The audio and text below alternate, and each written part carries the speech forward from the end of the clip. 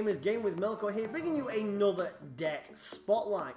As many as you know, in the last deck spotlight, guys, we had the Sparky with the Mega Minion, and that deck was simply amazing.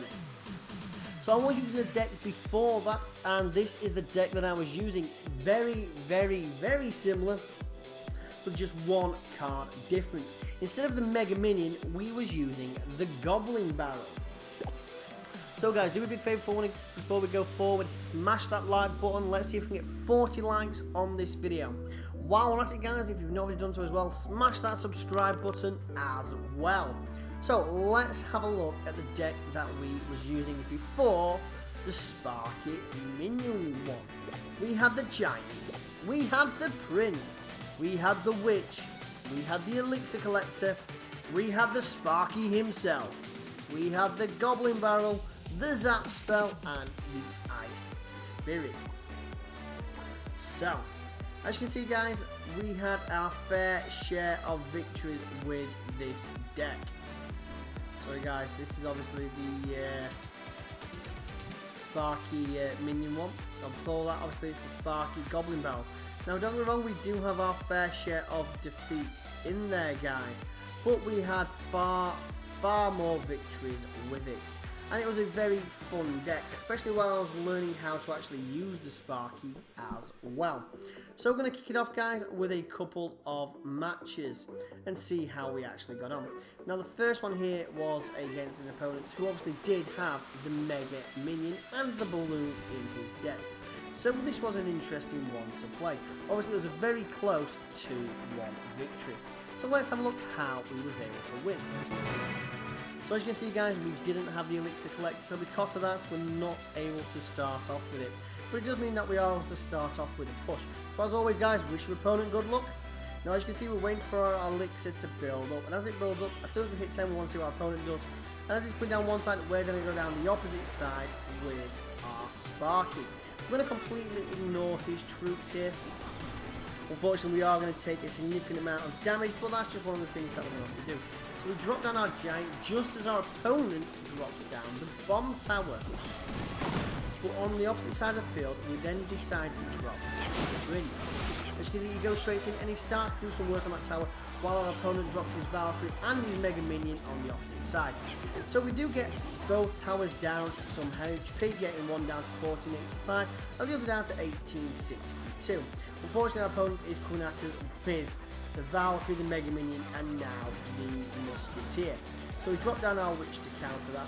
Our opponent does unfortunately get our tower very low here, getting down to 956. So at this point, we are in a losing position, and we are slightly down on the Elixir as well. As you can see, our opponent drops down that Bomb Tower, doing some significant work, taking out our Witch, and with the aid of those minions, we're going to take out our Giant as well. So our opponent is playing fantastic defense at this point, and I cannot praise him enough. He's playing his deck very well. But I decided to put down my Elixir Collector and wait to see what our opponent decides to do. So he drops down the Giant, and then he goes again with the Minion. So we drop down our Sparky to take out that Giant, and we use the Zap to take out those Spear Goblins. Unfortunately, we now have the Mega Minion on Sparky. So we use the Ice Spirit to obviously take it out. So at this point, we are one tower down. So I decided to drop the Prince on the opposite side to my Sparky. The Prince goes in, and at this point, we decide to unleash our secret weapon, the Goblin Barrel.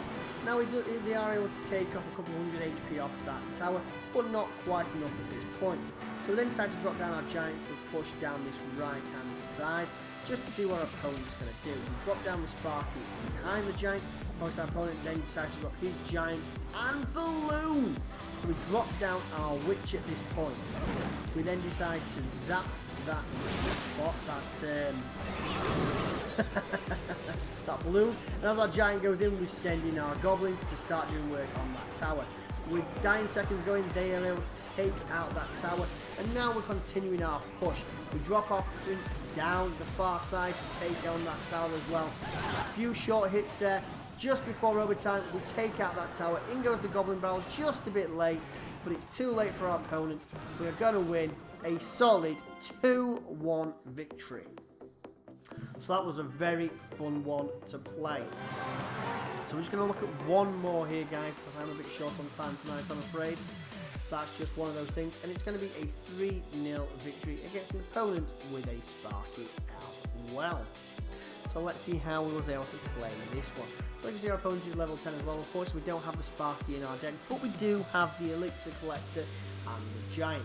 So as we wait for our elixir to build up, see if our opponent does anything. As it doesn't do anything, we're going to drop our elixir collector down before we hit 10 elixir, as it's not wasted. So at this point, our opponent then decides to drop down his own Sparky. And it's like, okay, I'm not very good at countering Sparkies at this point with my own Sparky deck. So it's just a matter of practice and getting used to it. So as you can see, I do have my zap called out. Our opponent does fireball. I then zap our opponent's Sparky, and then we do take it out very convincingly. I drop down my Ice Spirit in front of my giant for some strange reason, taking out those skeletons. Our Sparky is going to take out that barbarian. I drop that Goblin Barrel on that witch's head, taking it out. Unfortunately, that Sparky didn't splash into the tower, but that giant and those goblins are going to take out that tower. So I then drop my prince down the far side. At this point, our opponent is absolutely baffled. We're hitting from both sides here, and he's not quite sure what to do. So as you can see, we get that tower down to 510 HP, and we've barely had our tower scratched. So I drop down the witch to take out this giant. Those skeletons combining witch and that tower do start to make a vast amount of impact on that giant. Ice Spirit goes down just to slow it down. Down goes our giant in the front ahead of all these skeletons. Unfortunately, our opponent does have that wizard, but we do have this witch here in the back. So the giant takes down that tower while those skeletons take out that wizard. So at this point, guys, we're in a very strong position. I drop my prince on the opposite side of the field as our opponent drops down his witch. But our prince does make it to the tower. Unfortunately, our opponent does drop those barbarians, but our witch is able to take a significant chunk out of that crown tower, taking it down to 977 HP. I drop down my witch to obviously distract those barbarians, and then I drop down the Sparky to take out our opponent. Now I'm not going to drop the Sparky up front, I'm going for the win. In goes the Goblin Barrel at the same time, but our opponent is out of XP and out of time. The Goblin Barrel and that Sparky take out that tower for a solid 3-0 victory. So guys, that's the deck. Obviously very similar to the last deck that I showcased, just obviously having the Goblin Barrel instead. But obviously that deck consisted of the Giant, the Prince, the Witch, the Elixir Collector, the Sparky, the Goblin Barrel, the Zap, and the Ice Spirit. So guys, that's the deck. Obviously it's fantastic fun to play. Both versions of this deck have been incredibly fun to play. I'm not a massive Sparky lover, not by a long shot. But the deck is fun, it's good at getting trophies, and it's a deck that a lot of people can appreciate and will struggle to counter. You have the use of the Prince, who can counter down the opposite side as you're pushing one side due to his HP and the amount of damage you can output. It's a fantastic card for that.